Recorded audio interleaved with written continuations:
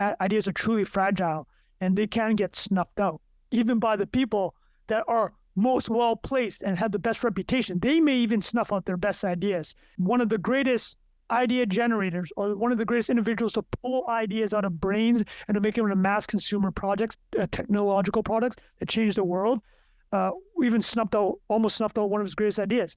He wanted the iPhone initially to just be like a souped up iPod. So like literally with that dial, do you remember that dial you had on the first iPod, that circular thing? That's what he wanted. And listen, if Steve Jobs almost snuffed out the iPhone, like don't stress that you're self-critical of your own like essay you're writing tomorrow, like a tweet you're making, right? That's how I think about it. Like sometimes I'll be, oh, nobody's gonna like that. It's like, it's a freaking tweet. Like get over it, right? Like you don't have to necessarily snuff it out. Give it a chance. Welcome to another episode of Not Investment Advice. It's Trung and Bilal here. Trung, we got a special episode for people today. Yes, sir. Why don't you explain what your idea was for this single topic iPhone special? Yeah, so I was inspired and spoke to our friend David Senra from the Founders podcast, a legendary podcast.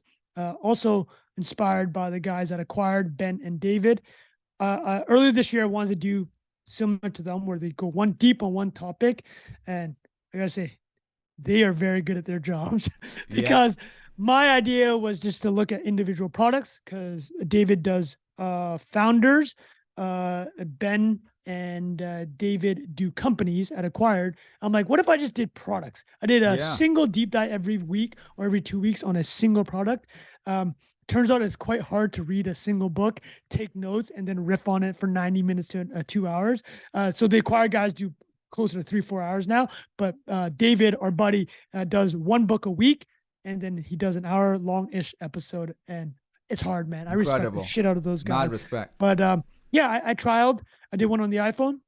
It's great. I listened to it. The lead here. It was great. Yeah. But all you had a chance to listen to it. You're about to listen to it in a second. Did you feel the deep diveness? No, of it? 100%. Well, what I was gonna say is there were lots of things in there about the story of the iPhone that I didn't know, and I felt like I knew a decent amount about the iPhone. I don't know if we are able. Should we tease a couple? I mean, I've just got one or two that I tell what you remember. liked. So Steve Jobs thought calls would be the killer app. For the iPhone. The phone calls. He hated mobile phone calls. And he's like, and look at this contact book. Look how cool it is that I'm flipping through a contact book. That's ridiculous. Right? Yeah. Well, at the time, it made a lot of sense. Yeah. And at the time, and that's the thing. Now, in hindsight, you're like, what? Obviously, the apps and all the stuff that he came didn't even after. want an app store. He didn't even want an app store. Exactly. And to your point, he didn't want an app store because he was afraid that the third-party apps would crash the phone, which would ruin a call. And he's like, if somebody crashes the phone during an emergency call, we're in trouble. So, like, this is how they thought in 2007, right? When they launched in January 2007.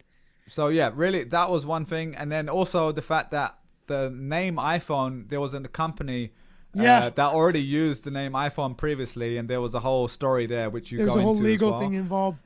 And the summary I would say is just that these products that we think of are made by lots of people, not just one person. If you ask the person on the street who made it, you would say Steve Jobs, but in this case there's so many other unsung heroes, people part of the team, that you go into that detail, which I thought was really cool. Which Bilal actually knows somebody mentioned or knows, has a friend whose uncle was mentioned. One of my best friends, Asif Chowdhury, his uncle is Imran Chowdhury, which is one of the original OG Apple dudes. He's a Pakistani British guy like me, so never spoken to him, but I think he might have been at the wedding I went to for Asif's wedding. But shout out to him, and really cool just to hear like him, Johnny Ive, all the early people at Apple getting in the minds of that. So I think there's definitely something here. Let us know what you think of this. It is an experimental episode for Trung.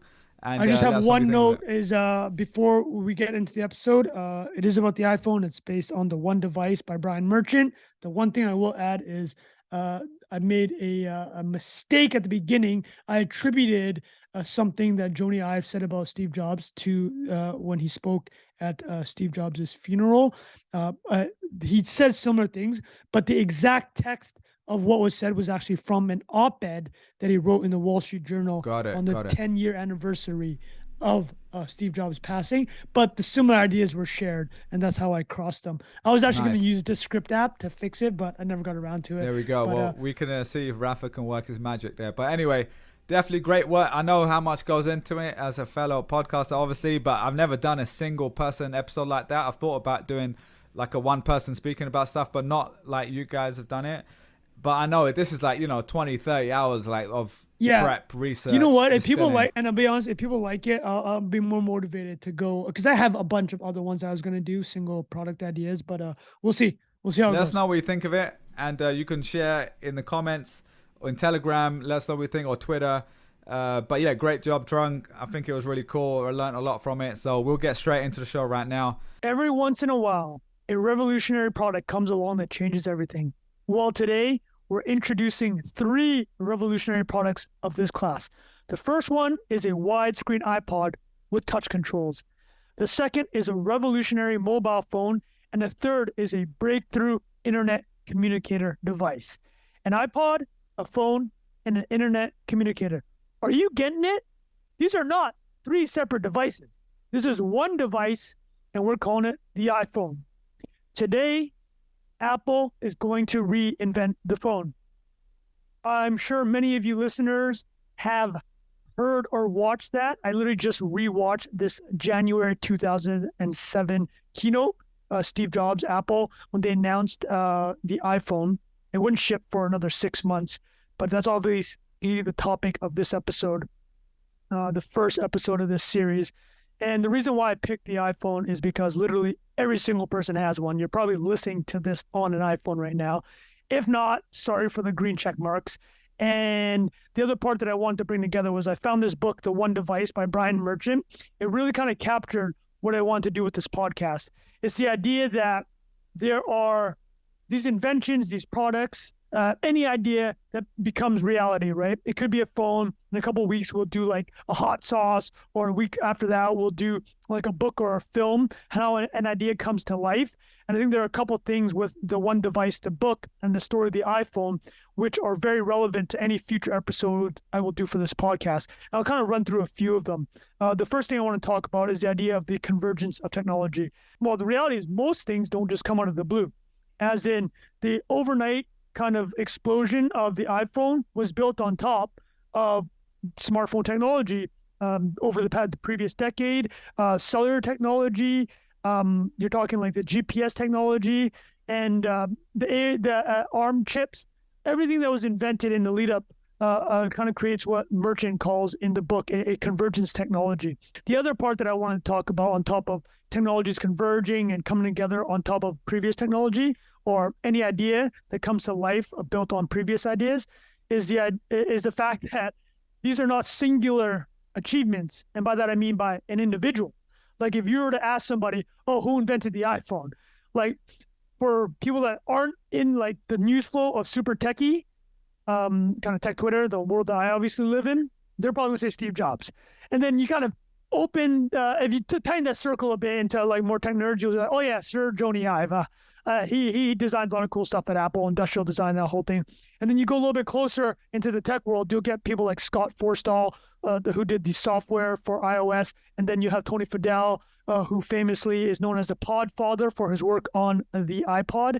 But the reality is that I think the majority of people, of the 2 billion iPhones that have ever been sold, so chew on that number for a second, I think the majority of them would be like, if you were to ask, is like, who invented the iPhone? They say Steve Jobs.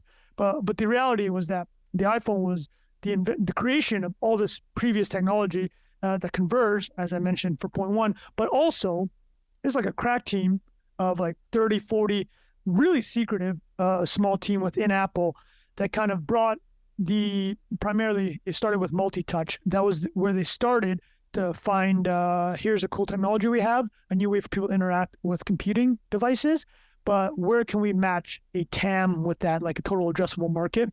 So we'll get to it and you'll have a laugh, but Apple marketing, this is in the early 2000s when they were kind of presented with this multi-touch technology that we're so used to now, but 2 decades ago was still real jaggy. They're like, yeah, we'll give it to real estate agents to sell homes. Like that was like the master plan that Apple marketing had. And so that's the second part, is like many people involved in the creation of these kind of iconic products.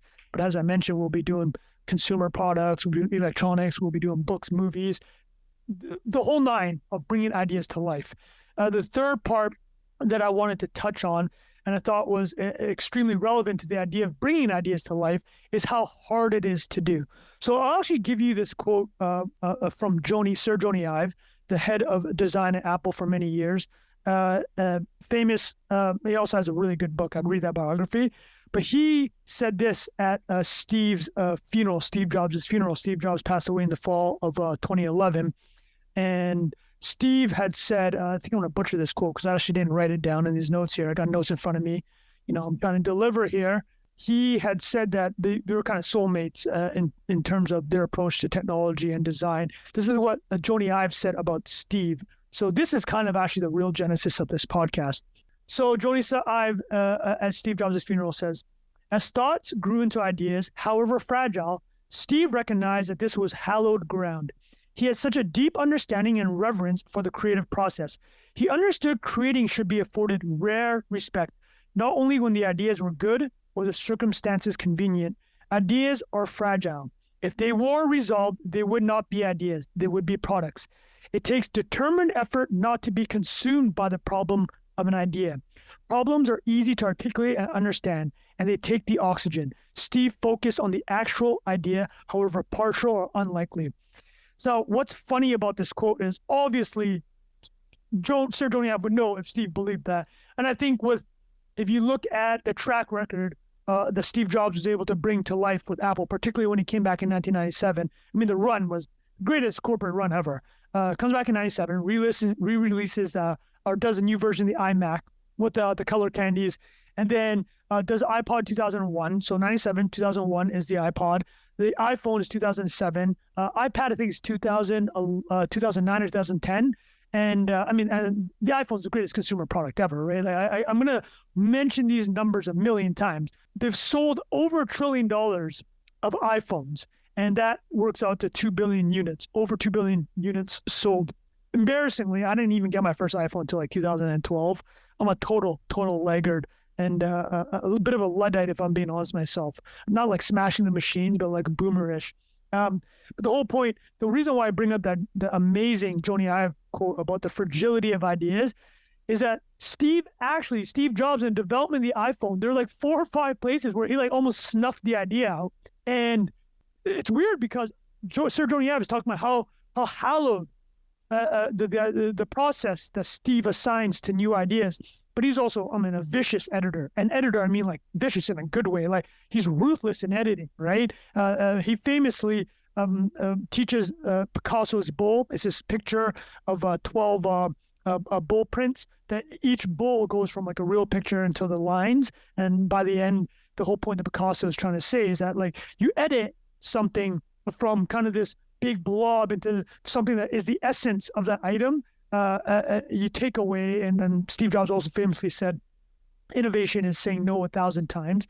So like he was saying no a lot during like the iPhone process and all the steps it took to that. I'll just hit you guys off the top of the head of some of the things that Steve expressed skepticism of before turning around, but he did express skepticism. And Jony Ive even says, or is quoted in this book, basically saying he was afraid to bring Steve and an idea for a demo, because demos are how Apple runs. Like take Amazon, for example. Amazon's known as a writing culture. They're known for the 6-page memos where you have to read 6 pages by somebody that's pitching a product. If everybody in the meeting has to be on the same page after they read quietly for the first 15 minutes. I just imagine, I have this visual in my head of just Bezos looking at everyone, making sure they're reading. Somebody's flipping their pages too fast. He's like taking notes. But the equivalent for Apple is a demo.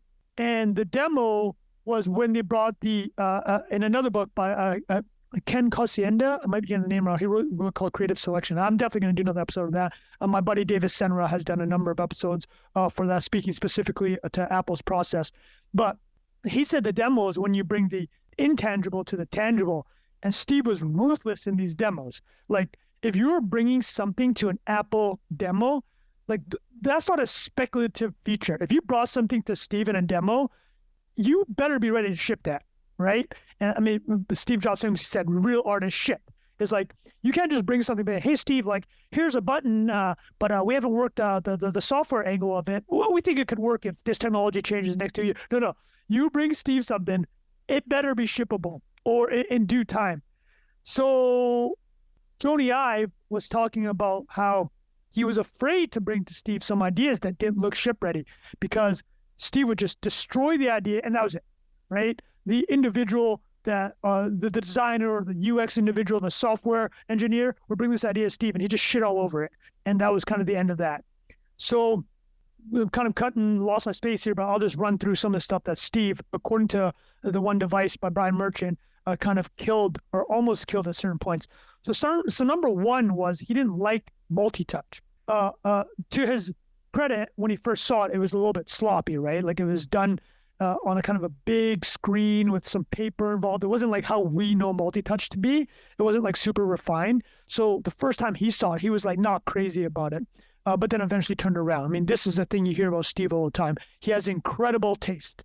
And he doesn't get 100% of the time, gets it right. I've seen somebody say like 90, 95% of the time, he'll get it right. And when he doesn't get it right, it's a pretty big whiff. But the point is, you bring something to Steve, he might shit on it, but he'll also be capable of turning his ideas. Like he's just noodling on it. He's thinking about it. He's like the ultimate editor, or Apple, they call it the decider. And obviously risky as a company building maneuver because Steve Jobs passed away in 2011. Sir Jony Ive left in 2019, and now they're kind of doing design by committee. And if you don't have that individual super duper taste, it could be obviously not the greatest. Like if you had me as a decider at Apple, you would not be happy with the products that were coming out, right? Although I think one thing I would do for sure is just like 100-hour battery life. I don't know how that's going to happen, but we should figure that out. So he didn't like the multi-touch. He also, his initial, if you watch that presentation from 2007, his initial idea of what iPhone was the killer app, he says, is making phone calls. Like he spends like 10 minutes showing the contact list and like how you can pick voicemails and like those were the innovations. So he, obviously, they mentioned the internet communicator, but that to him wasn't like the killer app, right? And then this comes to the next part. He didn't want an app store because he wanted the killer app to be the phone calls. And he was so worried about third-party apps crashing the system or crashing the phone and worried about the bad PR blowback of like, let's say you're trying to make a 911 call, but then like your farting app is like taking down the entire phone, right? Like that's what Steve was worried about. I'll add one more, but just give you an idea of how ideas are fragile. And one of the greatest idea generators or one of the greatest individuals to pull ideas out of brains and to make them into mass consumer projects, technological products that change the world, almost snuffed out one of his greatest ideas. He wanted the iPhone initially to just be like a souped up iPod. So like literally with that dial, do you remember that dial you had on the first iPod, that circular thing? That's what he wanted. So again, just to bring why I'm doing this podcast and things I want to cover and why I think any idea that I'm going to discuss will have these similarities. The convergence of technologies, it's not just a great man history of an individual doing it. There's many people involved and an opportunity to kind of bring up those other stories. And then just the idea of like ideas are truly fragile and they can get snuffed out, even by the people that are most well-placed and have the best reputation. They may even snuff out their best ideas. And listen, if Steve Jobs almost snuffed out the iPhone, like don't stress that you're self-critical of your own like essay you're writing tomorrow, like a tweet you're making, right? That's how I think about it. Like sometimes I'll be, oh, nobody's gonna like that. It's like, it's a freaking tweet. Like get over it, right? Like don't snuff. You don't have to necessarily snuff it out. Give it a chance. So this book was actually the next part of this that we'll get to. Well, the next part I have in my notes here. I think it's a good segue. So I've already mentioned a few times here, I think why Apple is a great first episode is everybody knows about it. 2 million shipped, over $1 trillion sold. That's a lot of cheddar. So when the first iPhone was announced in 2007, the penetration, just to get an idea how different the world is, in the US of mobile or smart was about 10%. So by the time I'm recording this, we're talking 90% now, right? And just how different the world has changed. So a couple other things that I really enjoyed from this book was this stat that was pulled from Apple and mobile analyst Horace Didiu.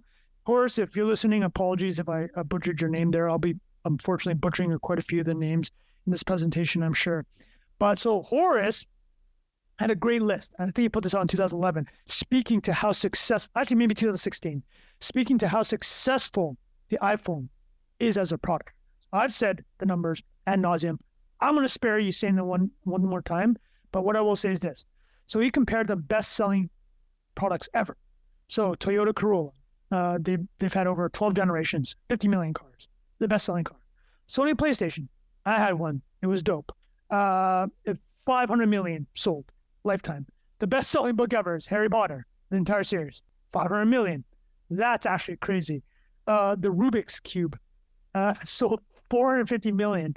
And then again, these are like the best-selling consumer products ever. I mean, I know one of you jokers will be, oh, what about Coca-Cola? They sell like 1 billion a day, or like, you know, the McDonald's sign, 1 billion served. Okay, we're talking about like real products that like manufactured products, all right? Okay, come on, people. So Lipitor's up there too, and I'm sure if I agree, we're gonna keep this particular episode PG. So the best-selling, I just listed you the best-selling products, and the iPhone is 2x the Rubik's Cube, 2x the PlayStation, 2x Harry Potter books. Think about that. Everybody's read Harry Potter, and more people have bought the iPhone. All right, so we're gonna roll through the book. The book I'm just gonna say this word wrong. It like injects the story of different technologies, right? Like the convergence technologies that I mentioned. So I'll just give you a list of things that it kind of gets its own chapter in this book, like the optical image stabilizer, GPS, the gyroscope, ARM, which was the design for mobile semiconductors, Corning glass, which is the glass, the Gorilla Glass for your phone. So each of these kind of get like their own chapter in the book. And the purpose of that is to show that the iPhone was truly a convergence technology. Now, I'm not going to go through each of those because, frankly, as I was doing it, that was my ambition. But I'm like, this is going to be a 20-hour podcast, and you might as well just get the audiobook at that point. So I'm trying to keep this at a reasonable time, throw you guys some jokes, all right? Like entertainment and insights, education and entertainment, right? Right? Those are what we're striving for. That's the Venn diagram, but in a consumable amount of time. You know, if you listen to 2x, you'll be done in 45 minutes. So that's what I'm going for.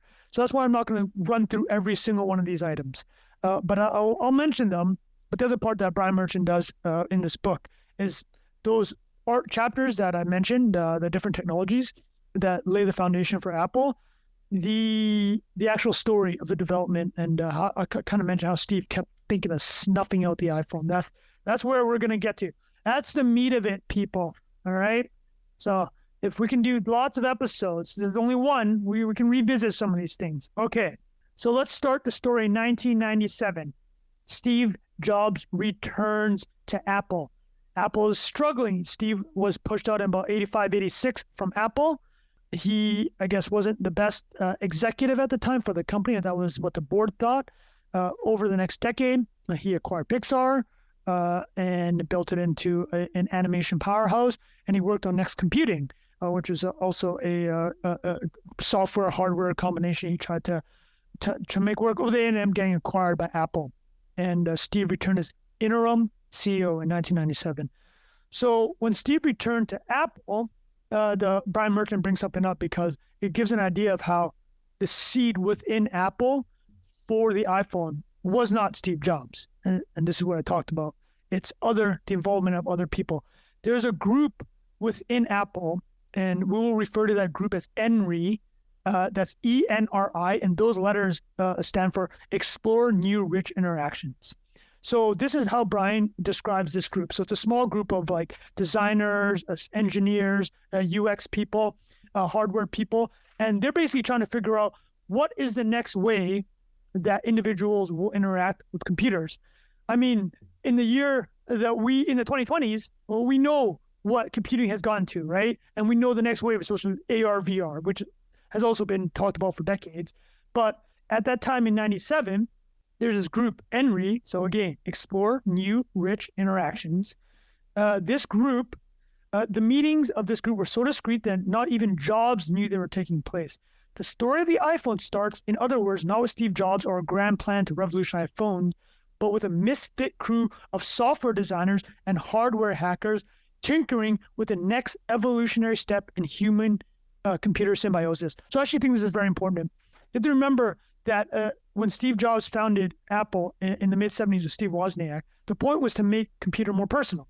And in the iPhone presentation, he said that the iPhone was the third kind of big breakthrough for Apple in this idea of making computing more personal.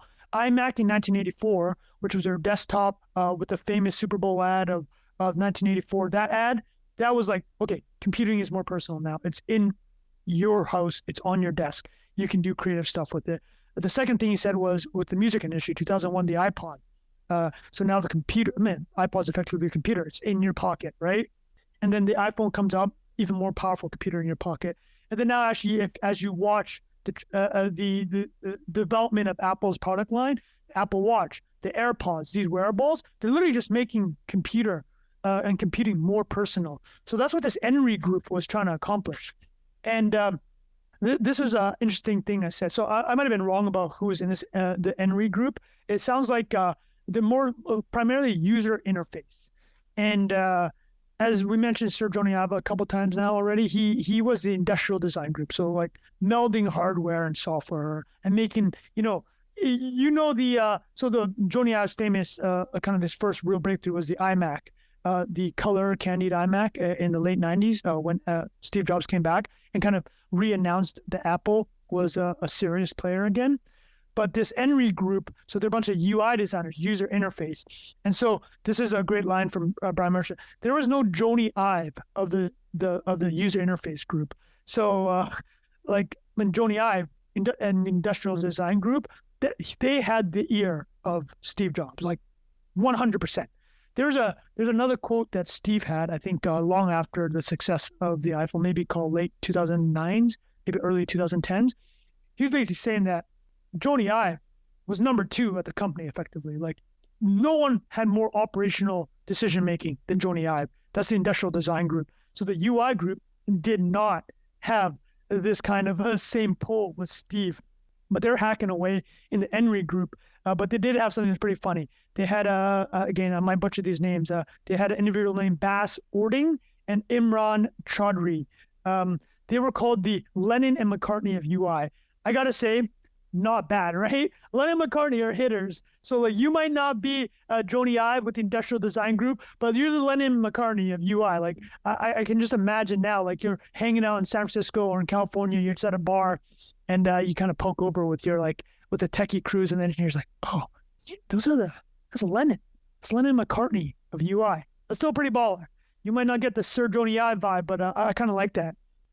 So they were thinking, this Enri group of, okay, what is computing now in the early 2000s? Where have we taken it? The iPod took it to, hey, you're clicking it along on the wheel. All right, this is quite personal. It's a new way to interact with computers. But what is next? And they touched on multi-touch.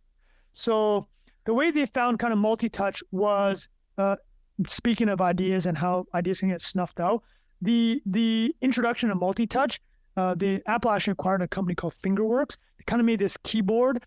It wasn't quite like we have with the iPad where you get the full multi-touch, but it was using kind of it looks like a keyboard, but it's mapped out in a different material, and you can still gesture on it like you would with an iPod or an iPhone. But they kind of came across this because that Fingerworks product, which is called the numpad, was meant for people that had what's it called when you do something too much with one hand? Anyways, you know what I mean, right? It's like your hand, it gets crampy, or maybe from a handicap standpoint too, some individuals just weren't able to use the full function out of their hands. This keyboard helped. And apparently, investigation of multi-touch began because one of the Apple employees had purchased this product. Her name was Tina Huang. She did it to relieve her wrist pain. So this product wouldn't have even come across a radar for Apple and then the Enri group if not for Tina Huang trying it out and seeing if it could help relieve her wrist pain. So multi-touch, which became the basis for the iPhone, was kind of like by luck even showed up in Apple's offices.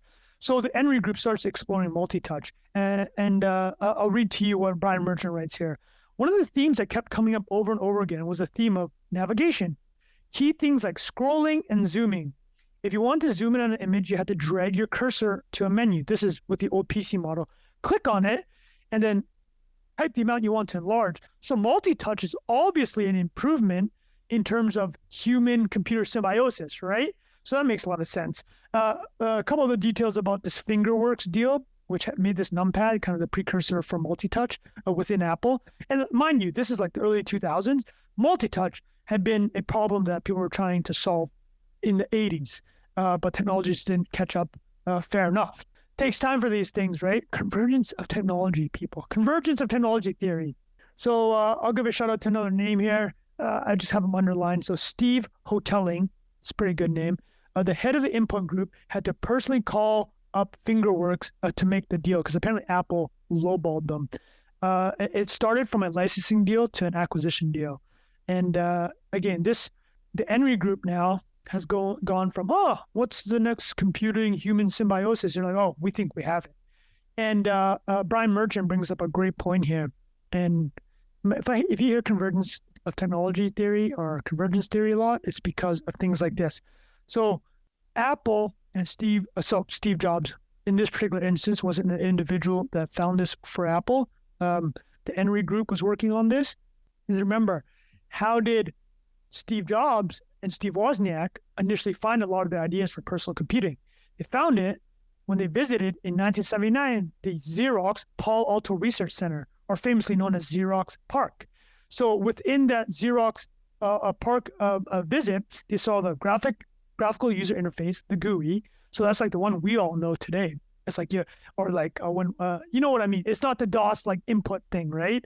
The icons, the menus, those were all, I'm doing quotations from the listeners here, borrowed from Xerox PARC. And then like many years later, in the 90s, when Microsoft was a dominant computing platform, him and Steve got into a lot of beef around like licensing and copyrights and trademarks. So Steve was basically saying that Microsoft was just jacking all of the iMac ideas, the GUI, the graphic user interfaces. And then this is Gates shot back. And I got to give Gates some love on this one. He goes, when Steve said that Apple was getting their stuff stolen by Microsoft, this is what Bill Gates said. Well, Steve, I think there's more than one way of looking at this. I think it's more like we both had a rich neighbor named Xerox, and I broke into his house to steal the TV set and felt that you had already stolen it. Listen, no wonder Microsoft got slapped with a antitrust lawsuit in the mid-90s. Wasn't related necessarily to this. It was related to bundling of Netscape. But I mean, these guys are out here just jacking Xerox PARC technology, although jacking is probably not fair. And to be fair to both of them, Xerox PARC just totally shit the bed, right? Xerox, the company, just totally shit the bed. They gave this stuff away. That's not on Steve Jobs and Bill Gates. So as I kind of mentioned, the demo is the deciding function within Apple. So Enry, they had this multi-touch functionality, which they acquired from Fingerworks. And they're just like, okay, if this is going to go anywhere, get this product, this demo to Steve Jobs. And the way it happened, and there's a great quote here by Jony Ive. I mentioned, and this up front about Jony saying that Steve Jobs is known to shit on stuff. So Jony saw what Johnny, if I'm reading Johnny, apologies, Jony Ive, they saw what was going on in Enry. And Ive says, because Steve is so quick to give an opinion, I didn't show him stuff in front of other people. He might say, this is shit, and snuff the idea. I feel that ideas are very fragile. You have to be tender when you're in development. I realized that if he pissed on it, it would be so sad because I knew it was so important. So again, this is really, we mentioned up top, when Jony Ive was at Steve's funeral, he was saying that Steve understood how fragile ideas are, but he was still capable of shitting on them.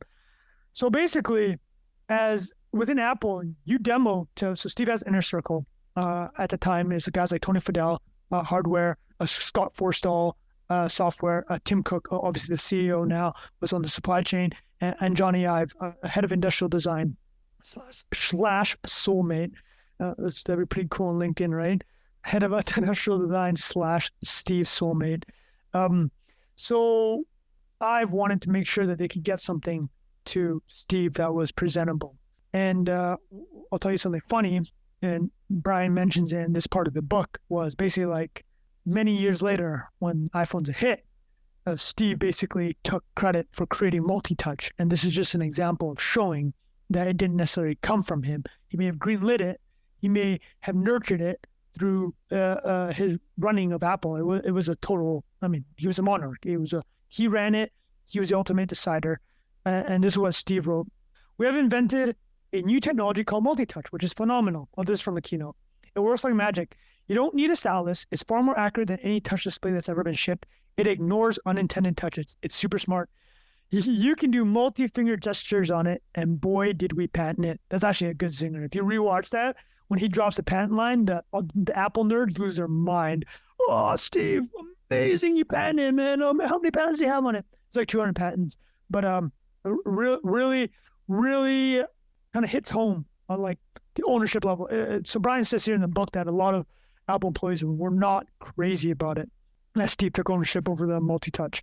I'm not going to name names. You can read the book. And to be honest, I didn't even write the names down. And so Ive's instinct that Steve wouldn't like the multi-touch was hands-on. So Ive brings the multi-touch, a demo of the multi-touch to Steve. And to be fair, the multi-touch was like, so this is a description of it. It was a table-side contraption with a projector pointed at a white piece of paper. So I don't even know what that looks like. I think the projector is up on the ceiling and it's shooting down on a white piece of paper, and they're kind of fiddling around it to show what a future multi-touch screen might look like. Fair enough. That's very shit-onable. So this is what a merchant writes, communicating Ive. He was completely unimpressed, Ive said. He didn't see that there was any value to the idea. And I felt really stupid because I perceived it to be a very big thing. I said, well, for example, imagine the back of a digital camera. This is what Steve said. Why would they have a small screen and all those buttons? Why couldn't it all be on the display? That was the first application I could think of on the spot, which is a great example of how early this was. Still, he was very dismissive. Oh, sorry. So Ive is saying about the camera, which obviously ends up happening. And Steve was still very dismissive. So, but this is where we're getting to. This is why Steve is a decider. And this is why Steve Jobs is Steve Jobs, arguably the greatest entrepreneur ever. So, according to Ive, Jobs spent the next few days thinking it over and evidently changed his mind. Soon, in fact, he decided that he loved multi-touch. Later, as we saw, he would publicly announce that Apple invented it. So, Apple didn't invent multi-touch.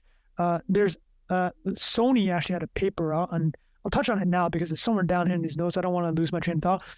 But a lot of the Apple employees were working off kind of Sony research, and then Apple's legal team's like, oh, you might want to pump the brakes there. I think if it's too obvious that we're working off Sony, there might be some trademark or patent infringement going on.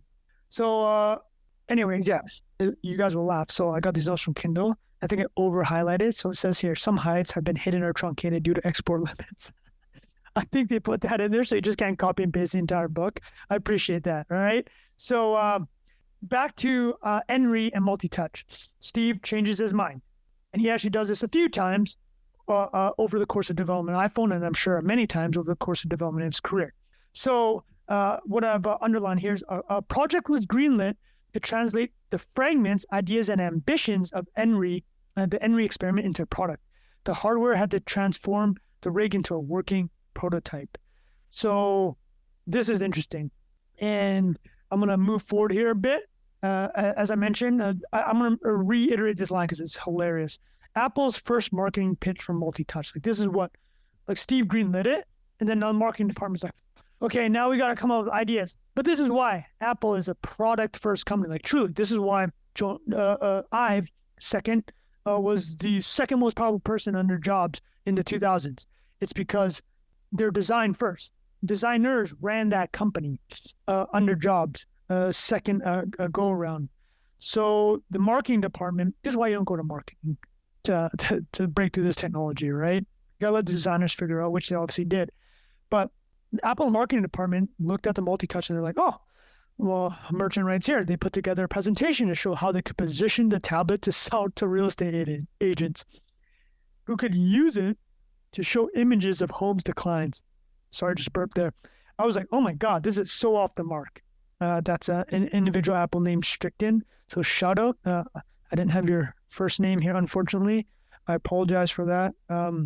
So there we go. The funny thing about this, remember how we said that it was extremely secretive? I mean, secrecy was part of Jobs' second go-around at Apple too. So when we go to the making of the iPhone, the I want to say because before I forget it, but basically people just started disappearing within the company. Have you guys ever seen the show The Leftovers? Half the world, I think 80% of the world just disappears one day. Like it's pretty dark. It's like an end of time show. But like this is literally when I was reading Brian Merchant's book One Device, this is what it felt like when I was reading it. It's like people just started disappearing from chairs. Like imagine you sat next to some guy named Jim, and then one day you go there and Jim's gone, Sharon's gone, and you just have no idea where they've gone. No one knows. Like Steve empowered, once he greenlit the iPhone project, his inner circle working on that, they could take anyone they want, and that was it. That was the end of the game. So the multi-touch then, obviously the real estate agents was not going to be the answer for multi-touch. No, not trying to dog real estate agents. I'm sure they use lots of iPads now, but that wasn't like the total addressable market that Steve wanted to launch. And something worth noting here is Steve did come back, and Apple did turn around their business in the mid-90s or near bankruptcy. And when Steve came back to the iMac and the iPod, back-to-back winners. But actually, 2003 was the first year. I believe they lost money in 2003. So this is 2 years after the iPod. And then on the eve of the iPhone coming out, so the announcement's in January 2007, the actual product is in June 2006. It was shipped June 2007. I believe that year, the prior year, iPod and iTunes sales, so like the 99-cent song or whatever, the $10 album, I forgot what it was, made up like 50% of Apple's revenue. And there's actually there was like a true threat to Apple's business. And it was like these phones, well, ultimately, the smartphones were all going to converge towards the iPod, right? This is the other part that they saw coming and why the iPhone ended up being the choice that Steve did with multi-touch and something he pursued. Because remember, half of Apple's business is the iPod and iTunes. But if you're like BlackBerry, you can throw music on there. If you're Nokia, you throw music on there, right? And remember, BlackBerry is the beast in this space. We're going to have to go through an entire episode of how they built it to that point and the ultimate failure. But you can see how the threat of a smartphone, not even multi-touch, but even with a keyboard on it, could potentially take out Apple's core business because people don't want two things in their pocket. I mean, Steve talks about it in the 2007 iPhone initial announcement. He's like, we know a lot of people have two things in their pocket. So it was inevitable that they would converge. So Apple actually tried to head off the threat of the convergence of MP3 players and phones. So they did a phone collaboration with Razer in 2005. So I'm jumping ahead a bit here, but this is the order of it. Just know that the multi-touch project has come to Steve. He tried to snuff it out a bit or was unimpressed, but then he was cool. Let's find a market for it. So Apple's separate phone project was with Motorola. I have a writing here. The new CEO of Motorola, Ed Zander, was friendly with Jobs. Jobs liked the Razer phone's design. Man, remember the Razers? Those dope, like super thin. Jobs thought that Apple and Motorola could collaborate. So this is the logic of the deal. I got a pretty big chunk of text here, but I want to give you an idea of how important it was that they tried to do this, and it ended up being a massive failure. But the problem with the phone, Steve Jobs said in 2005, is that we're not very good going through orifices to get to the end user. So Apple wants a direct relationship. By orifices, he meant carriers like Verizon and AT&T, which had final say over which phones could access their networks. Carriers now have gained the upper hand in terms of power of the relationship with the handset manufacturers, Steve continued. So the handset manufacturers are really getting these big, thick books from the carriers telling them here's what your phone can do.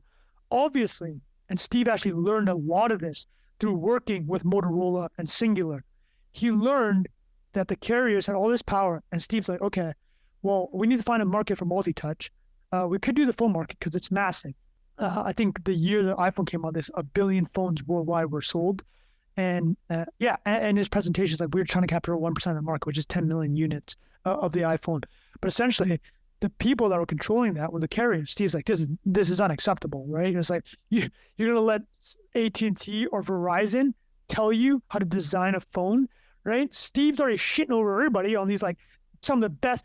He's got the Lennon McCartney of UI, and they're not doing good enough. You think whatever Verizon or AT&T is going to throw is going to be sufficient? Like, Lennon and McCartney, yeah, I think you got the best UI guys already. So it's interesting. The iPod phone, which is what the collaboration ended up being with Motorola, literally was just an iPod player inside the Razer. It was a failure. But Steve did it as a way to kind of cut off beat somebody to having this combination, but this was the takeaway, and he learned a ton.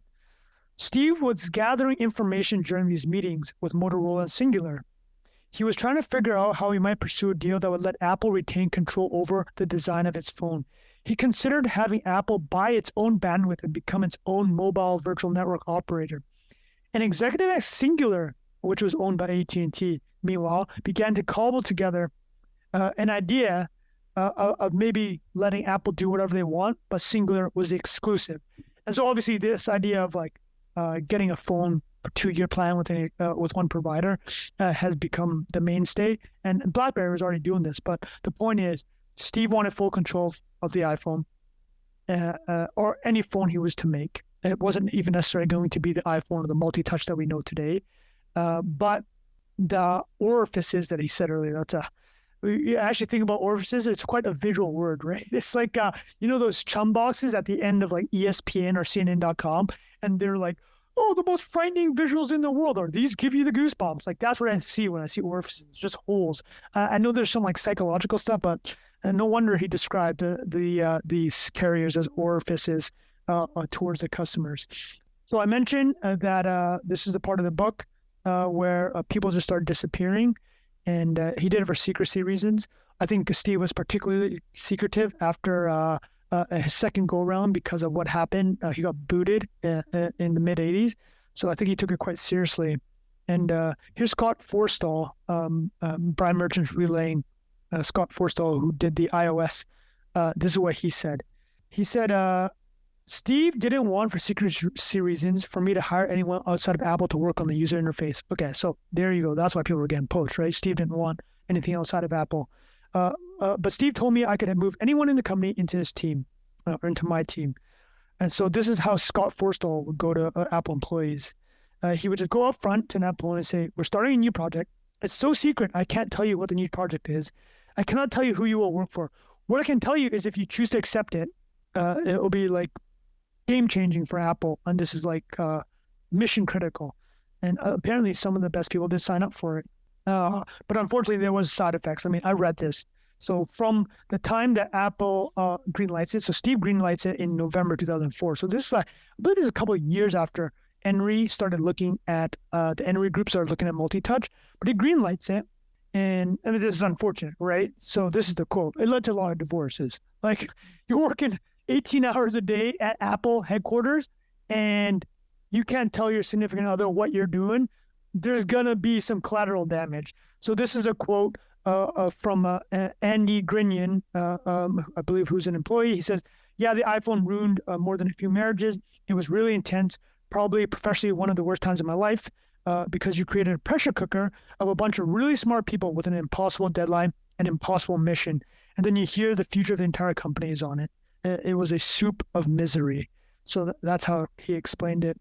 I'm going to do a little bit of jumping here because the next part of the idea, this podcast about how ideas come to life. And I think this is a pretty interesting example of Steve Jobs pitting two teams within Apple to create what would become the iPhone. So I will add, okay, so we'll go here. I got my phone ringing, so don't mind me. I probably should put that one on airplane mode, but that's fine. So we'll go to November 7th, 2004. This is when one of the Apple employees working on the multi-touch, and his last name is Bell. Bell sent Jobs a late-night email. Steve, I know you don't want to do a phone. So remember, Steve didn't even want to do a phone with multi-touch. He didn't see the true potential of it, or he thought that the carriers were too big of a risk. But Bell writes, but here's why we should do it. Johnny Ive has some really cool designs for future iPods that no one has seen. We have to take one of those, put some Apple software around it, and make a phone out of it ourselves instead of putting our stuff on other people's phones, which they would eventually do with the Razr phone. And Jobs called Bell back right away. They argued for hours, pushing back and forth. So again, like Jobs was not sold on the phone opportunity. I cannot stress this enough. The greatest consumer product ever almost got snuffed out a number of times. So according to Brian Merchant, the author of the book, Bell detailed what would happen if mobile phones and iPods came together. That would put Apple at serious risk. And then After many hours, Steve just goes, okay, I think we should do it. So Bell writes, Steve, I, and Johnny and another employee had lunch 3 or 4 days later, and we started the iPhone project. So this is the second week of November 2004. The phone would officially come out 2.5 years later in the summer of 2007. So think about all the work that multi-touch group had done. Remember, they don't get top billing like Johnny Ive and the Industrial Design Group, even though they have Lennon and McCartney. Right, the Lennon and McCartney of UI. I wonder who the Ringo of that UI group was. But so Steve puts the iPhone, the future iPhone, on the table. He says, I want to make this happen. And we mentioned with the employees getting divorced, this is when the pressure cooker happens. So they greenlight it in December of 2004. By February, and this is the thing with the demos, and we've seen it all with Jobs' famous presentations. He wants a narrative. He wants a story. So they got to come in now, all the UI designers, the software, the hardware team, they have to bring a story. It can't just be enough. It's like, oh, you can use multi-touch to pinch, zoom in and out. Steve's like, okay, why do I care? What is the story? What's the human element of that? So they had to put together oral pressure cooker, a demo for within Apple. There's like a group, Steve presents this, a top 100 meeting. The top 100 employees all got together. Could you imagine being the 101st employee? All your buddies are rolling in there. It's like, hey, sorry, man. 101, you're not going to come in, not this year. So Steve eventually decides that the demo was good enough. They got a demo. And this is where it gets interesting. So they had a bake-off internally to decide what type of phone was going to be made. There was two teams. There was the iPod team. So this is Tony Fadell, the pod father. Tony Fadell actually has a book too about his experience at Apple. I'll probably end up covering that and maybe look at the iPod, how that idea came to life. But similarly, listen, with all these individuals, there's always a mixed bag in the sense of a lot of people don't like Tony Fadell. This is what Brian Merchant is communicating. Some people said his nickname was Tony Baloney. You can't believe everything that Tony says. Maybe he took all the credit, just like Steve did with multi-touch. But Tony had earned Steve's ear. So I'll tell you something Tony Fadell did with Steve Jobs regarding the iPod. So let's just grant that Tony was a head of hardware, was responsible for at least a large portion of the iPod being shipped and becoming a massive success. But one part that he did with Steve, and this is so important because Steve had an inner circle, again, Steve snuffing out ideas. With the iPod, Steve did not want a Windows iTunes software. Makes sense. Steve has said famously that the problem with Bill Gates is he has no taste. So how can Steve trust to put a Windows product, an Apple product with Windows? Obviously, they had a deal in '97, like Microsoft. But what I failed to mention, it's not super important to the story, but when Steve Jobs returned to Apple, they had some money problems, but they got an investment from Microsoft, and Microsoft promised to let an Office version for Mac. So, I mean, these guys cooperate, but the idea of like letting iTunes go into Windows, it took Tony Fadell to convince Steve to do that. And actually, the iPod didn't become really successful until that happened. So it says here 2 years after the iPhone. So we're talking about 2003, that Windows had this iTunes software, so you could use an iPod. Obviously, much bigger PC market at that time than Mac. So blew up the total addressable market. So that's Tony Fadell's relationship with Steve. And then the other part, they call him, the individual I mentioned, Scott Forstall. So Scott worked with Steve at Next, and he was responsible for the Mac, the desktop, the laptop operating system. And so they wanted Tony Fadell, who'd been the Podfather. Great nickname, by the way. Although I've heard Bill Simmons, like podcasts, call himself the Podfather. I'm going to have to give Podfather title to Tony Fadell here. Even though some people call him Tony Baloney, I'm going with the Podfather. All right, Tony, if you're listening to this, I'm with you on the Podfather.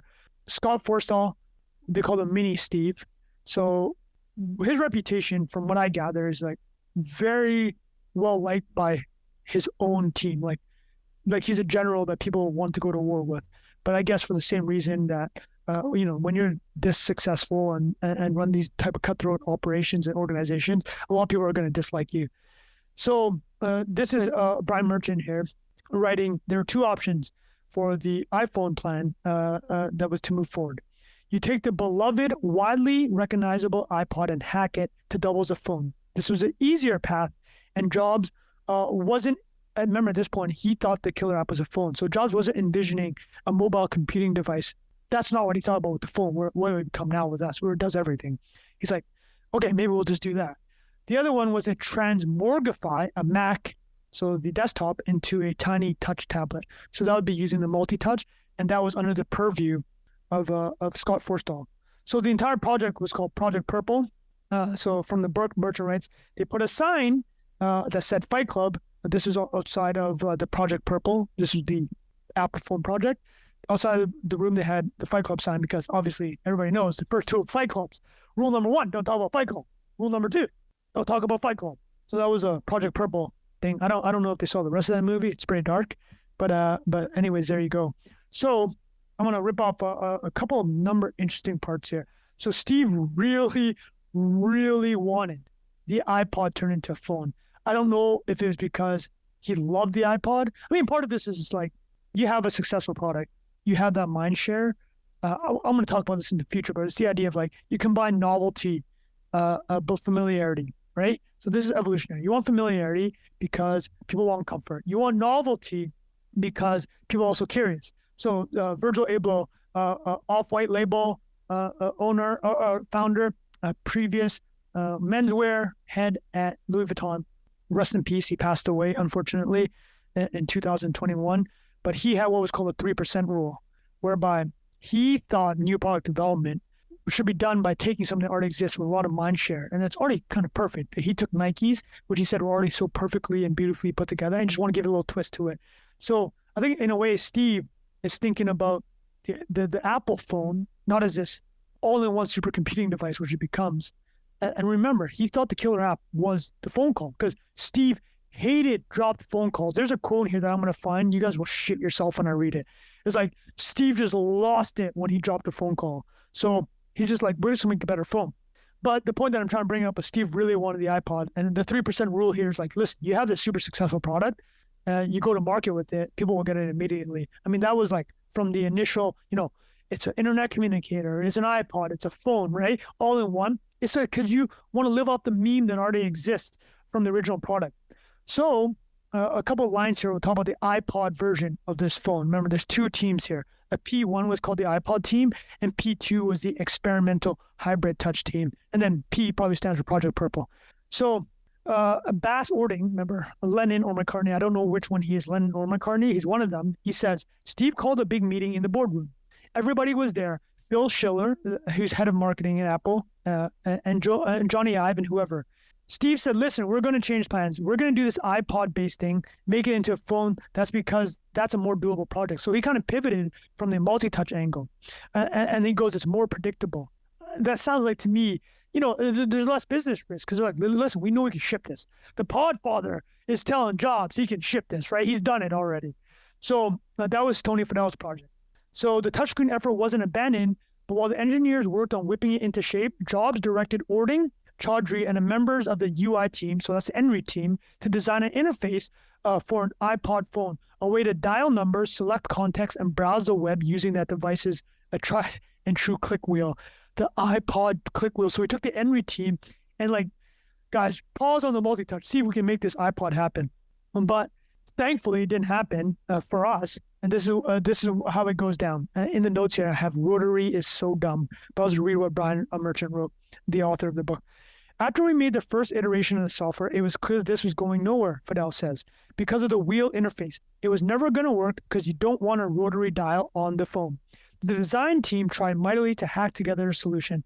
I came up with some ideas for the predictive typing. So I mentioned the book Creative Selection from Ken Casienda, who worked at Apple. He did the autocorrect. So predictive typing becomes a big deal, but it did not work with the rotary phone. So if you watch that January 2007 presentation, Introduction to iPhone, Steve actually shows the iPod phone, which is literally the rotary. They turn into a phone, and he jokes, oh, I'm just joking. It was not a joke. They were seriously considering it. But then Brian Merchant, the author, continues, there would be an alphabet laid out at the bottom of the screen, and users would use a wheel to select letters. And then you can just click, click, click, click these words. I mean, that was just not going to work. Like, Apple would be owned by Microsoft if they shipped that product. I can tell you that right now. They would not have sold 2 billion units of the rotary iPhone. So the next note I have here from the book is Steve realized there's a failure. So here's an excerpt from the book. We tried everything, Fidel says, and nothing came out to make it work. Steve kept pushing and pushing, and we were like, Steve. But then he kept pushing it, and we kept pushing on the hill. And then Fidel says, let's put it this way. I think Steve knew. I could tell in his eyes that he knew. He just wanted it to work. He just kept beating the dead horse. And then Fidel relays this from Steve. Steve kept saying, come on, there's got to be a way. He just did not want to give up. He pushed until there's nothing there. So I cannot stress this enough. This is why I think this is the perfect story and book for my idea for this podcast, because ideas are freaking hard. And to bring them into the world, we're talking about the most successful consumer product ever. Look how much just the idea itself, how difficult it was to come out, and how many roadblocks there were. And ideas are fragile, right? I mean, this is the place to start. This is the story to start because of what Steve and Johnny Ive have said about ideas. They are fragile. And then to nurture them, to bring them to life. Listen, if these products were done, there wouldn't be an idea. It'd be done. That's it. They're difficult, and we're seeing how difficult it was. So when they realized that P1 for the Purple, Project Purple, which was the phone project, wasn't going to go off, they obviously had to go multi-touch. So Scott Forstall wins out. Forstall and Fidel, I think, had some serious beef. But I'll tell you the funny thing. So Scott Schiller, the Apple's marketing guy, I still think head of Apple marketing, actually, depends. This is getting released. I was supposed to leave this evergreen, so let's just say at the time he's Apple's head of marketing. I know he still is right now, but I don't want to date this. All right, people. Everything I'm seeing about evergreen says don't date your podcast, but I might have just done it. Okay, so this is what I want to say, and this killed me. So remember, P1 was the iPod. Make that a phone. P2 was the multi-touch screen, which we know as the iPhone 1. Phil Schiller, the marketing guy, kept going into every meeting. And remember when we're talking marketing, and I'm not dogging Apple's marketing. They're incredible, obviously. But remember, they wanted to do the real estate agents first. Phil Schiller kept on going to these meetings and saying, I want the BlackBerry physical keyboard. So he's coming out of left field with a third option. Nobody wants to hear it. There is no P3, but Phil Schiller is making a P3 in his head. And one meeting, Steve fucking kicks Phil out. And it's hilarious. I'm going to read this. There was one spectacular meeting where we're finally going in a direction, Tony Fidel says. And Phil erupted. We're making the wrong decision. Steve just looks at Phil and goes, I'm sick and tired of this stuff. Can we get off of this? This referring to the physical keyboard. And Steve throws Phil Schiller out of the meeting. I mean, that just killed me. And then eventually Steve just points at the touchscreen. It's like, okay, we're going to do that. Like, we're not doing the iPod phone. I tried. Phil Schiller can go kick rocks. Like, he's banned from this meeting. We're giving him a 1-week ban from not stopping to shut up about Nokia and BlackBerry keyboards. So they describe it as a next mafia. So this is the P2 team that we're going to shrink the Mac OS into a phone.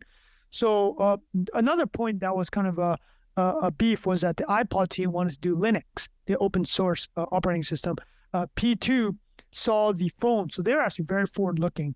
So they called the Next Mafia because Scott Forstall worked with Steve Jobs at Next, the hardware software company that was acquired by Apple to bring Steve back.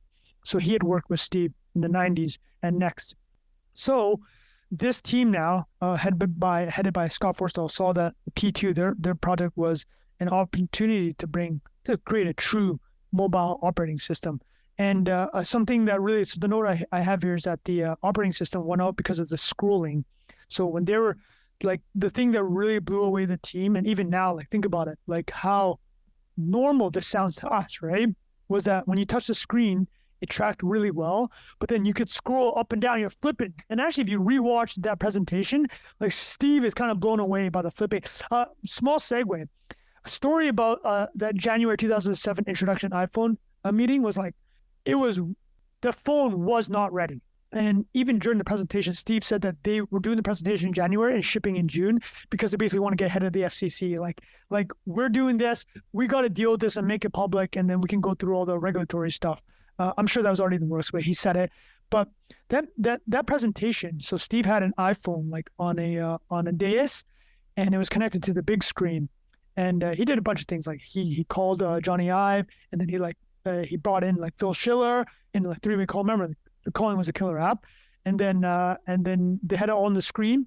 But apparently the phone, the iPhone, the software was only working like you had to do things in the exact order. Like if Steve checked the email and then looked at the iPod player on the phone, it would like crash. Like something of that nature. And so they're partnering with AT&T on the wireless stuff. They asked AT&T to bring like one of the small cellular towers within the dorm where the presentation is taking place, because they couldn't trust the Wi-Fi or connectivity on the phone. And the other thing that they hacked, which is pretty hilarious looking back, these are, I believe, what you call white lies. They're not full lies, but like no matter what the connectivity was on the iPhone for the presentation, the demo, they hacked it so it always showed like max bars, which is actually, like max connectivity bars, which is hilarious. I'm not going to call that lying, but it's a white lie. It's a white lie. All right. Okay. So we're going to talk about the scrolling was a big hit. And so here we go. So Scott Forstall was on the operating system for the phone, and then Fidel did the hardware. So the big thing then becomes, okay, they're doing touchscreen. And this is key in the presentation. And it's in the first 10 minutes of Steve Jobs' iPhone presentation. The introduction in January is about the keyboard. He said the big problem with the existing smartphones, like the most popular ones are the Blackberries or the Nokias, is that the physical keyboard is there no matter what, even when you don't need it. Hilarious, obviously, because Phil Schiller probably still wants the physical keyboard. Somebody needs, Phil, if Phil Schiller or somebody that knows Phil Schiller is listening to this podcast, I need to know, do you still want the physical keyboard? Hilarious. So keyboard's a big deal. I should do an episode of like keyboard stuff, to be honest. Like we just know that they spent a lot of times like the functionality of the keyboard, the auto correct, how you touch it, like how sensitive it was. It was a really big deal. The next part I have here is about the carriers. So I kind of mentioned Steve had identified from the relationship with Motorola when they made the iPod phone that carriers was where a lot of the issues came up. So the Brian Merchant writes in the book that there's a couple of things that Steve was ready to do. He said, okay, I will go exclusive to AT&T Singular. That was a group. We'll do the 4 gigabyte model at $499 subsidized. That's ended up what happening. We want a couple of things though. We call the shots on the phone. You don't have much input. We want persistent Safari connection because the internet communicator is one of the 3 parts of the iPhone. So AT&T had to, a little give or take. Listen, AT&T has benefited, and any other carrier in the world that work with iPhone. If you're shipping 2 billion of these products, you're going to get, that's some good customer acquisition right there. So now we can get a bit to like, I think we talked a bit about the iPhone getting to go to market. So now we know how the P1 and P2 teams came together and the decision-making and how Steve decided that this is the direction he wanted to go. So there are a couple of things that I want to mention about the app developers. The other part that Steve almost snuffed it out. So Steve really, really hated drop calls. And I got to find this line here because it is absolutely, oh yeah, here we go. So this is the reason Steve did not want third-party developers. The first iPhone shipped with, I think, 16 apps. And the 16 apps were a phone, mail, iPod, Safari. Those are the main ones. A text, calendar, photos, camera, YouTube, stocks, Google Maps, weather, a clock, calculator, notes, and setting. Those were the main ones. Eventually, people would jailbreak the phone. Kind of one of the famous hackers is George Holtz, GeoHot. He jailbroke the iPhone, I think in 2007, one of the first ones, and they started doing new apps and new features. So like the notification center, that was actually first done by jailbreakers. But so I bring this up because again, the iPhone we know today, which the App Store has become a total monopoly and has paid out, I think, $100 billion to developers, right? Become a total mini economy. Steve didn't want it. And I'll relay this story to you about how much he hated drop calls. So here's the story.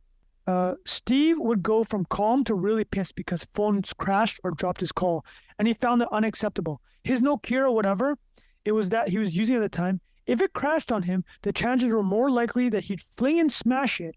And this is an Apple employee. I lost track of who here. Maybe Brett Bilbrey. I saw Steve throw phones. He got very upset at phones. The reason he did not want developer apps on his phone is he did not want his phone crashing. But this goes back to what we talked about, the iPod, and how he didn't want Windows, the Windows iTunes. So the addressable market for your phone is a lot smaller without apps, right?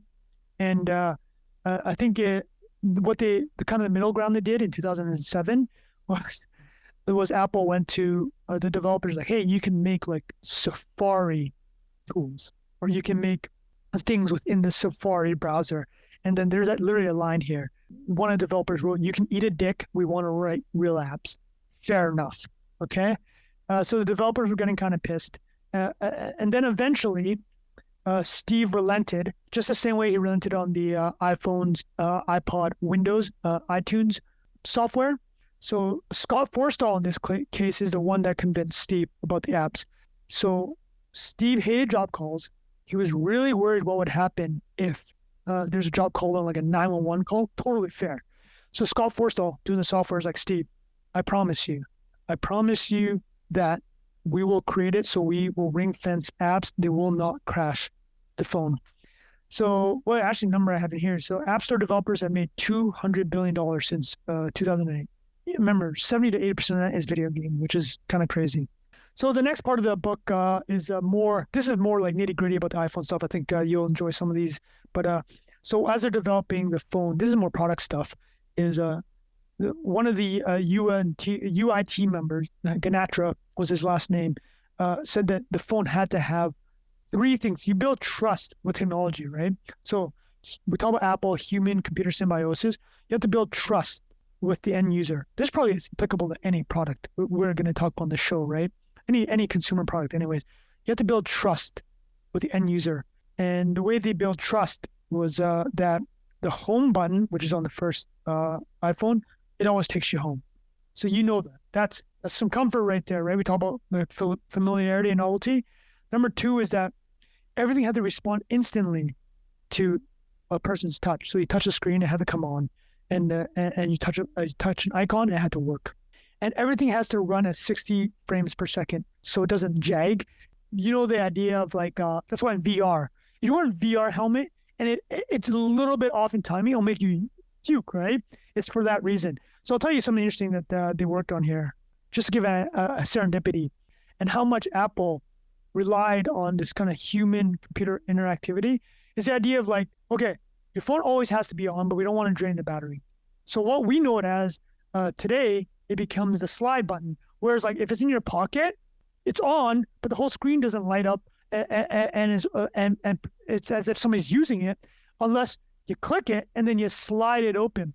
And the way they came up with that actually was that one of the team members brought the phone home, was trying to figure out ways to like, okay, how do I lock this screen but also have it on at all times, like for calls? And he had his kid figured it out. Like he offered it up, did the slide, and then his kid was like, oh, that's intuitive. And now we all know this. One of the craziest things with Apple products is, man, I have my kid and knew how to use an iPad at 2 years old. I don't know if that's good for society. I'm just saying that's my personal experience. So the next part that I have in the notes here, we're kind of getting to the end, is we talked about how there's many different technologies that converged. We talked about the ARM design for mobile chips. We talked about gyroscopes, GPS, cameras, compass, optical image stabilizers, multi-touch, obviously. The only one that I want to tell specifically, I'm probably doing a whole episode on this one, because this is my favorite anecdote from the entire book. So we call it Gorilla Glass, and we all know what it is, right? It's that glass on the iPhone, scratch resistant and kind of good. It really is tough to smash, but I've smashed half the. Is there anything worse than smashing your phone? Actually, there is something worse than smashing your phone. I have a MacBook Pro, and I closed it one time, and there was like the charging cord inside the MacBook Pro. It fucking cracked the screen. And I've been told apparently this happens a lot. And this is the crazy thing. It costs $1,000 to replace the screen. I might as well just buy a new laptop. I think this has to do with the right to repair movement and like Apple making it really hard to repair stuff. But That'll have to be like the angry idea episode of Apple products. Today we're just talking about the iPhone. So I love this story. So here is the story that Brian Merchant conveys about Corning Glass. So one of the biggest glass companies in the world. I think they do 10 plus billion. They do all the iPhone products. Not gonna lie, are you bagging that contract? 2 billion iPhones sold. Not a bad business right there. So in the 1950s, Corning, which makes glass, the president of Corning, Bill Decker, went to the head of research at the company. His name's Will Armistead, and he goes, "Glass breaks. Why don't you fix that?" That sounds douchey, but it's a good point. So there are many ways to kind of make glass, quote unquote, stronger. You temper it, you layer it, you dip it in some this sodium solution. I'm not going to get into that, but Corning ended up creating a very strong glass. They called the glass Chemcore. Yeah, Chemcore. So in the 50s and 60s, they tried to take this really strong glass to market. A couple places I went to, they tried to put it on phone booths. Phone booths were a thing. Think about the TAM of phone booths. That's a McKinsey question for you right there. Eyeglass makers, the windows for jails. That sounds like a pretty smart one. None of these really hit. And this one's kind of crazy. They took it to automakers for the windshield, but the glass was so strong that during car crashes, people would like fly into these glasses, just like steels, like animanium from Wolverine, and like really injure themselves. So that didn't work. Anyways, fast forward, and this is another kind of buzzword. I'll mention it here if you want to hear. It's like the long nose of technology. It's the idea. This is different from Convergence. It's just the idea of some technologies are developed decades later, they're put into use, right? I think we don't even talk about technologies. Like any ideas could bubble up. I mean, there's one thing in this book that Brian Merchant mentions. It's like if you actually talk about the iPhone, most of the technology in that phone, like the main ones, like phone calls, internet, photographs, videos, those were invented at the end of the 19th century. So these ideas take a long time to percolate, right? So I think an idea about the idea podcast, this podcast, is always be searching. Listen to this podcast, for example. Tell your friends about this podcast. Give me a 5-star review or a 1-star review. Just whatever. This is episode number 1. Whatever you believe this is worthy of after one episode. But use this as a resource because ideas are everywhere and they eventually converge. But this is an example of a long-nose technology that takes a long time to get to market. So this is what happened with the iPhone. The first multi-touch phone, remember this happened within 2.5-year window. One of the Apple execs, Steve, was really upset because the plastic had scratches on it. And then the exec goes to Steve, well, Steve, we have glass prototypes that don't scratch, but it doesn't survive the 1 meter drop test. So that's literally, I just imagine they drop the phone from a meter. You know those YouTube videos, those people like pretending to drop their phone down like elevator shafts? Imagine something like that. But this is kind of Steve's reputation for being a bit of a douche, right? I think that's a fair word, or being quite difficult to work with. Steve says to this exec about the glass, he goes, I just want to know if you're going to make the thing fucking work. That's it. That was the entire conversation. Somebody sent to me a few times the Bill Burr bit of Steve. Like Bill has this whole bit, the comedian, of Steve just being a person that yells at like really smart engineers and scientists, like, no. He just says one thing and just yells, no. And this is like a pretty good example of that. So here's what Tony Fadell said. We switched from plastic to glass at the very last minute, which was a curveball. There are just so many things like that. So this example obviously is also good for showing how a lot of last minute changes, 2.5 years, compressed timeline to bring the iPhone to life. Many times it was snuffed out. A lot of marriages apparently were put on ice, as mentioned in the book. So Jobs wanted glass, and they tried plexiglass from the iPod. That wasn't good enough, so they went to Corning.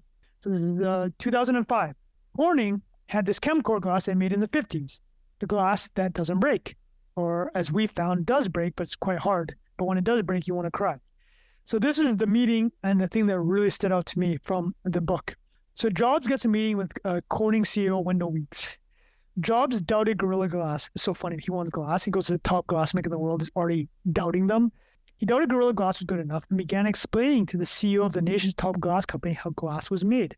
So now we're actually the third person in this story that pushed back on Steve.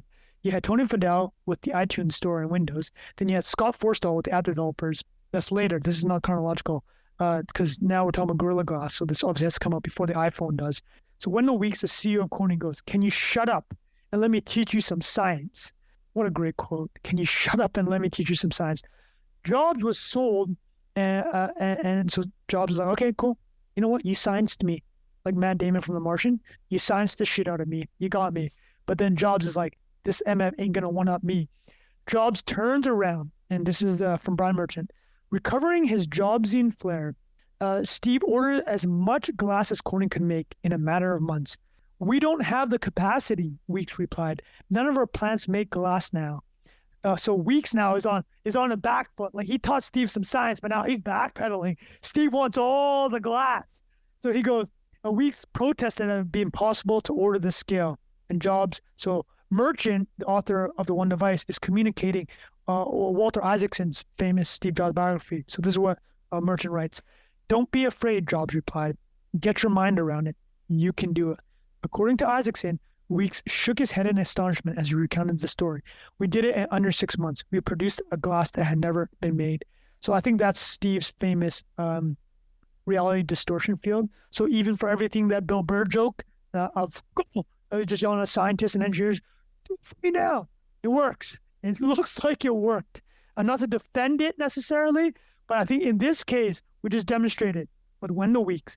Jobs just, I don't know if he whispered or said it to him. I'm going to imagine he just looked at him, because Jobs is famous for he did not blink when he looked at you. He just went, "Don't be afraid. Get your mind around it. You can do it." Just imagine that. So yeah, there we go. I had some other things of note here. A couple items. I think I'll end there on kind of the story of bringing the iPhone to market. Rewatched the keynote. It's really good. The iPhone, surprisingly, remember, took the App Store for it to really blow up, because I think Brian Merchant talks about, the killer app for the iPhone was kind of social media in that first phase, and media in general. So like Facebook, Twitter, Instagram, and then you'd get the Ubers later. But the idea is, like, it became truly not just the phone's a killer app. It does everything, right? It's a computer in your pocket. So a couple of items I'd say about that I have here that I didn't discuss. Something about Foxconn. Yeah. I mean, these are all, I might just do these ideas on their own, because Foxconn as an idea is pretty crazy if you think about it. ARM, which does the design for semiconductor mobile chips, that's definitely getting its own episode, because that has a crazy origin story. But a couple of things I have noted here is it's wild how they were able to do the iPhone. They had basically a startup within Apple, and the team was small. It's like, I think it was less than 30 people in the end. So here's a quote from the book. This is one of the things that Steve has done brilliantly. Williamson, so this is an Apple employee, says, "The idea of building what really is a startup inside a larger company and insulating it from everything else that's going on in the company, and giving them essentially infinite resources to do what they need to do. All told, between design and software engineering, there were 20 to 25 people working on the iPhone in the early stages." Think about it. I forgot to mention this. The carrier relationships were so important to Steve. So this is what he had identified as the kind of the make or break for Apple. Can it be a big total addressable market, and can we control the experience? There's one point where the number of people working with carriers was as big as the iPhone software team. So think about that. The other part I'd add to that was Steve Ballmer famously, and we'll mention him later when we do the awards. So every episode we'll do awards, like the biggest winners, the biggest losers. Steve Ballmer famously said the iPhone would never succeed, never get market share. Infamously wrong. One of the worst tech predictions ever. Granted, he was talking his own book, but many years later, Steve would say that he missed the iPhone because, in his eyes, he didn't look at the business model innovation. So not the technology, not the multi-touch, right? It was a business model innovation. So there's an expensive luxury Apple phone subsidized by the carriers. The pushback being that, this kind of deal is already done with the BlackBerries of the world. But yeah, we're going to talk about Steve later a little bit. So Steve wrote about the iPhone. It was the most complex phone I've ever had. It was like being the one evolving the variations of Sgt. Pepper, the famous Beatles album. The real Lennon and McCartney, not to take anything away from the Lennon McCartney and UI. The other thing I'd say that I didn't know after reading this book was Jobs is Mr. Keynote. And a lot of people will probably remember the guy that took over for Steve Jobs in the mid-'80s was John Sculley, who was a big executive at Pepsi. I think he might have even been CEO. I can't remember. But Steve's pitch to John Scully in the mid 80s to come to Apple was, do you want to change the world or do you want to sell sugar water? Which is a pretty good diss. It's not quite at the level of Bill Gates has no taste diss, but it's up there. So apparently Scully, who has a marketing background, was the one that told or taught Steve or basically coached Steve or gave him an idea of really becoming Mr. Keynote. So I'll read this excerpt. Apple expert Leander Kenny says that Jobs' keynotes were the product of CEO John Scully. A marketing expert, this is talking about Scully, he envisioned the product announcements as news theater, a show put on for the press. The idea was to stage an event that the media would treat as news, generating headlines for whatever product was introduced. News stories, of course, are the most valuable advertising there is. Scully thought that entertaining a crowd should be the priority, so product demos should be like staging a performance. This is what he wrote in his own autobiography called Odyssey. The way to motivate people is to get them interested in your product. Do entertain them and to turn them a product into a full event. So, yeah, I think it worked to be fully fair. So let me see on any of the notes here. No, that's everything. So I'll summarize kind of the main points before we get to the awards, which will be a bit of a riot. But again, why did I choose the One Device? It's a good book. I highly recommend reading it. There are a lot of Apple and iPhone books. That's just the one I chose because I think it really nailed what I'm trying to accomplish with the show. Ideas or conversation of previous ideas, the whole standing on shoulders of giants. Inventions, whether that's a product, a film, a book, called Constitution, right? It's like bringing something from the brain into the world, something intangible to tangible, something conceptual that you can actually touch or truly feel. That's not the product of the individual, only an individual. It's a product of teams and majority unsung. Remember what I asked at the beginning of the episode? If you ask the majority of people who invented the iPhone, they're going to say Steve Jobs, right? And you might get a couple percentage that they'll throw Johnny Ive in there. And then maybe some Tony Fadell, maybe some Podfather, maybe some Scott Forstall. But the reality is that the majority will say Steve Jobs. Of the 2 billion ever sold, they didn't say Steve Jobs. But the truth is that there's a lot of people involved. And then the third part was, and it comes directly from the quote, right? I'm just going to reread this quote that Johnny Ive had at Steve Jobs' funeral. As thoughts grew into ideas, however fragile, Steve recognized that this was hallowed ground. He had such a deep understanding and reverence for the creative process. He understood creating should be afforded rare respect, not only when the ideas were good or the circumstances convenient. Ideas are fragile. If they were resolved, they would not be ideas, they would be products. It takes determined effort not to be consumed by the problems of a new idea. Problems are easy to articulate and understand, and they take the oxygen. Steve focused on the actual idea, however partial or unlikely. I love that. So now we're going to get to the awards. You guys are going to like this. So you guys and gals, all right? So I'm going to do this every episode. This is a riff on, The Ringer does this with the Rewatchables show, kind of doing the rewards. So they have something called, we'll start with it. Is this the apex for the people involved? Apple. Yes, it's definitely the apex. iPhone's the greatest consumer product ever. For Steve Jobs, 100% the apex. He passed away 4 years after the release of the iPhone. This is definitely his. Actually, no, that's not fair. Apple is Steve's achievement. And something we didn't really talk about was we talked about Amazon, how they do the 6-page memos, and how Apple does the demos to kind of get ideas to light, and Steve as the ultimate decider. But Steve, because they didn't have as much of a writing culture at Apple, I think a lot of it was just secrecy. Steve, what mattered to Steve was that's why he started Apple University. He tapped like the dean of Yale School of Management to launch Apple University. It's a training facility at Apple, and you learn stuff like Picasso's bowl that I talk about and kind of the Apple way. So the apex, I'd say, is for Apple. I think everybody else involved is definitely the apex. Johnny Ive, Forstall, Fadell, the Podfather. The Podfather, apex isn't even the iPod. You got to give him the iPhone. So what aged badly?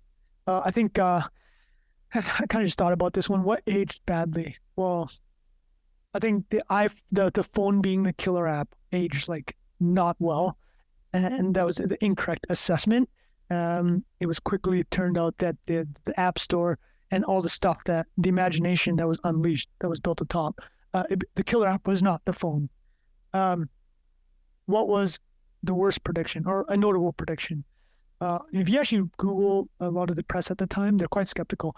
And to be fair, Apple actually had to do a price cut within, I think, 3 to 4 months after releasing the iPhone. Like they overcharged it. I think they gave $100 coupon. They might have slashed it by 20%, so maybe went from $4.99 to $3.99. I can't remember, but they ended up having to make good on a lot of people that bought early, like the super diehard fans. But Steve Ballmer definitely made the most notable prediction, also the worst one. So was there a better name for the Apple iPhone? A small story here, but there was another company, Infosys. They had an iPhone. Linksys iPhone was it called. It was just like a normal desktop desk phone and had some like internet stuff involved. I think Cisco ended up acquiring the company, but it was literally called the iPhone. So before the iPhone announcement, Apple floated some other name, the Mobile, the Tripod, the Telepod, and the iPad was floated. Awful names. The iPhone ended up being good. There's a lawsuit with Cisco. They ended up settling it a few months after the January 2007 announcement, Steve Jobs' presentation. I think there's some deal like they were to integrate their technologies. I think Cisco lost out on this one. What could be fixed? If you were to redo this again, well, I mean, we talked about it. We'd be redoing the whole thing if they went with the rotary phone. I mean, I tell you that right now. We're redoing everything. But I think the developers should have been given the green light immediately. The biggest what if, just touch on it. If it was a rotating phone, we're living in a different world right now, people. We're living in a very different world. BlackBerry would still be the biggest smartphone maker in the world. Biggest loser from the release of the iPhone. BlackBerry, there's no question. Although BlackBerry made a number of miscues, but they really shot themselves in the foot here. By 2016, BlackBerry stopped shipping new phones. Even by then, their market share was in single digits. They almost had 50% of the smartphone market. Granted, it was quite small. Remember, Steve opened up the total addressable market by quite a lot by being consumer first. So I'll actually list some things that BlackBerry did wrong. So they're enterprise. So I wrote here that they're focused on millions of enterprise customers. They lost out on the billions of potential consumers. They didn't actually open source the BlackBerry Messenger. If you think about the fact that like WhatsApp was acquired for $19 billion in 2014, like that's more than the peak market cap that BlackBerry ever hit, right? They should have opened up a potentially Messenger instead of locking into the hardware. I don't know the full logistics of that. So Verizon, because they didn't have an iPhone, was begging BlackBerry for multi-touch. And then whenever BlackBerry did release it, was already too late. And then BlackBerry hitched their wagon to Flash. You may remember, I'm sure a lot of listeners here remember that Steve Jobs hated Flash, wasn't the right technology for mobile. Shat all over it. The biggest lesson is, I'll tell you, I mean, I could just say what Brian Merchant kind of says, that the top 3 things I've been mentioning, the convergence of technology, that a lot of great inventions, whether ideas, books, films, consumer products, electronics, whatever you want to say, food, it's often a lot of people ended up being involved, right? And I think the main one I'll go with is the fragility of ideas. The absolute biggest losers from this is our attention spans. The same week that the iPhone came out, Netflix released their streaming service. So that 1 week is like responsible for 100% of our wasted time. The biggest winners is people who like take long dumps because now they can really entertain themselves. And the mobile screen, the internet communicator, the phone, the iPod, all in one. Are you getting it? That's it. That's it for this episode. I'll be back with more. I hope you enjoyed this and really appreciate any reviews. Pass it on to a friend if you want to spark some ideas for them. And I really appreciate everyone giving this a listen. Thank you.